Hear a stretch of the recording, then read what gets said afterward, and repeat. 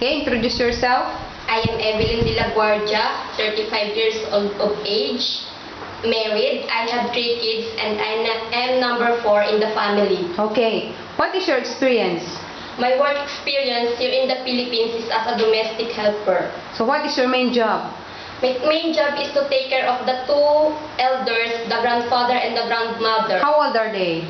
They aged 89 and 85 respectively. Okay, how about the kid, the child? How old? 16 years old. Okay, so you have the grandfather, grandmother, and the 16 years old. So how do you handle this job? Did you do cooking with them? I do the cooking, What else? washing clothes, Hmm? ironing, marketing, and How about feeding them. You feed them, okay. Yes. Are grandmother and grandfather healthy? Yes, Okay, so did you ever bring them to the hospital sometimes?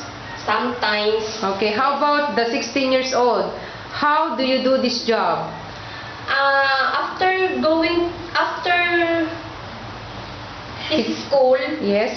I prepare his food Hmm? and I'll do assist again the oldies.